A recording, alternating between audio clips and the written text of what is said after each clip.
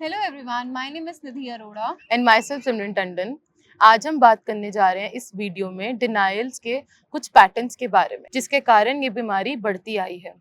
Patient को और उसकी फैमिली को आज तक इस पैटर्न्स के बारे में पता ही नहीं चल पाया है, जिसके कारण उस पेशेंट को लगता है कि मैं अपनी चीज़ें कंट्रोल कर सकता हूँ, अभी भी मेरे हाथ से कुछ गया नहीं। इनिशियली पेशेंट को लगता है कि नशा उसे किक दे रहा है, उसे कंप्लीट कर रहा है, उसे एक बहुत अच्छी फीलिंग दे रहा है।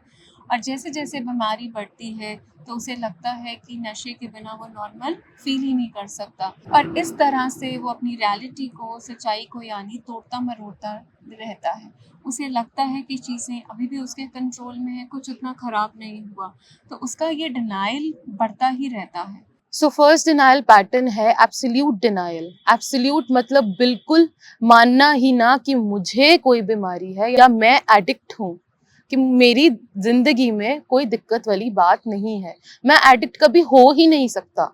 इसे कहते हैं एब्सोल्यूट डिनायल। उस एडिक्ट को लगता है चाहे मैं नशा कर रहा हूँ पर मैं एडिक्ट नहीं बन सकता, मेरा नशा करना और लोगों की तरह ही है।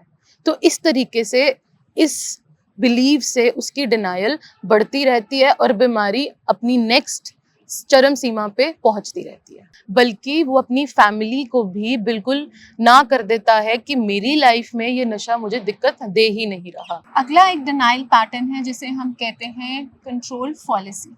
फॉलिसी का मतलब कि एक गलत धारणा, जो एक गलत भ्रम कि चीज़ें मेरे कंट्रोल में हैं जब कुछ भी मेरे कंट्रोल में नहीं है। पेशेंट को अक्सर ऐसा लगता है कि अभी भी नशा उसके कंट्रोल में है, कुछ गलत नहीं है, वो जब चाहे उसे छोड़ सकता है, जब चाहे उसे कम कर सकता है।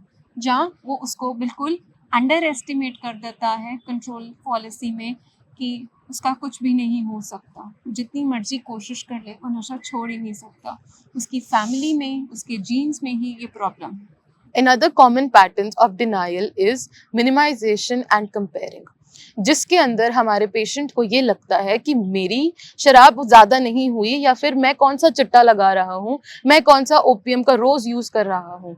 उसके अंदर पेशेंट को ये लगता है मैं उसके ज़्यादा इतना बीमार नहीं हूँ, मुझे भी इतनी दिक्कत नहीं आई अपनी लाइफ में, मैं तो अभी पूरी तरह से फंक्शनल हूँ, मैं तो पैसे कमा रहा हूँ। मैं ये तक सोच लेता हूँ कि मेरे पे कौन सा अभी कोई केस हो गया है, मेरे पे कोई पर्चा नहीं हुआ, मैं जेल नहीं गया, I am not abusive, I am not rude to my family, मैं सारा काम कर तो रहा हूँ, मेरी दिक्कत, मेरा नशा कभी बन ही नहीं सकती। अनदर कॉमन पैटर्न है जिसे कहते हैं हम ऑप्टिमिज्म बायस। पेशेंट के अंदर एक अनरियलिस्टिक बिलीफ चलता है कि चीज़ें उसके हिसाब से चलेंगी और उसे कभी भी नेगेटिव कॉन्सिक्वेंसेस का सामना नहीं करना पड़ेगा।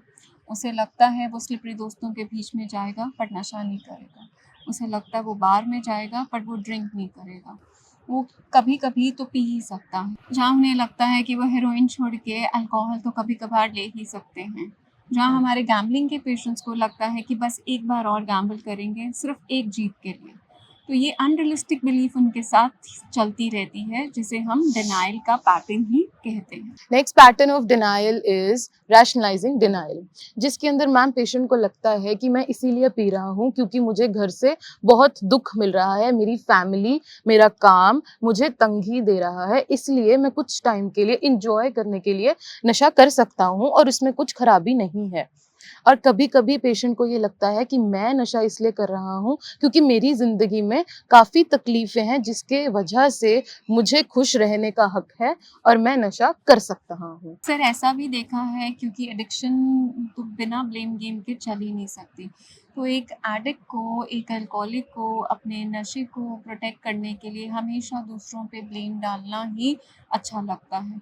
अपनी रिस्पॉन्सिबिलिटी ना उठाने के लिए उनके लिए बहुत आसान हो जाता है कि जब वो दूसरों पे ब्लेम डालते हैं कि मैं नशा इसलिए कर रहा हूँ क्योंकि मुझे घर पे कोई समझता नहीं है, मैं नशा इसलिए कर रहा हूँ कि क्योंकि मुझे मेरे काम में मेरा बॉस मेरे काम को अप्रिशिएट नहीं करता।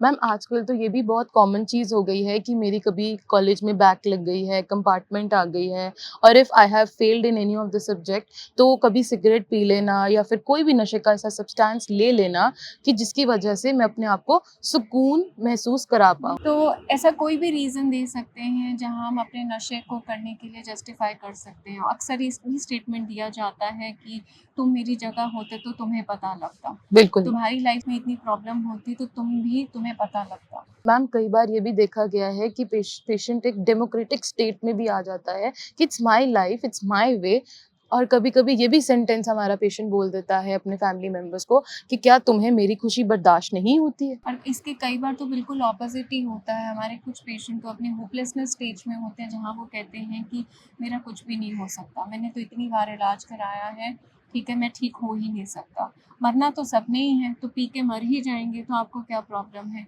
तो दोनों ही डेमोक्रेटिक और होपलेसनेस स्टेज भी डिनायल के ही पैटर्न्स हैं। Another common pattern is normalization और normalizing our disease. इसका मतलब है कि पेशेंट कहता है कि कौन नहीं पी रहा।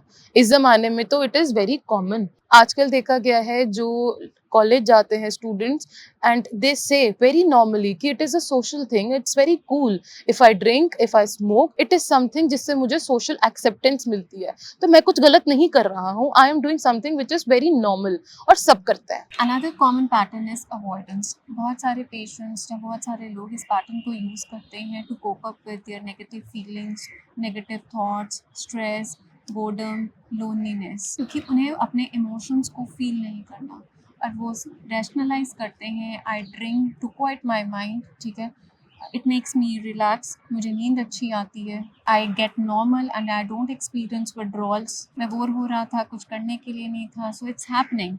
तो बहुत सारे इन्हीं पैटर्न्स के कारण हमारी बीमारी एक स्टेज से दूसरी स्टेज में बढ़ती रहती है। इस बीमारी को हल्के में ना लीजिए और अपने डिनायल पैटर्न्स को आइडेंटिफाई कीजिए। ऐसी ही हमारी अगली सीरीज को देखने के लिए हमारे साथ जुड़े रहिए। Thank you.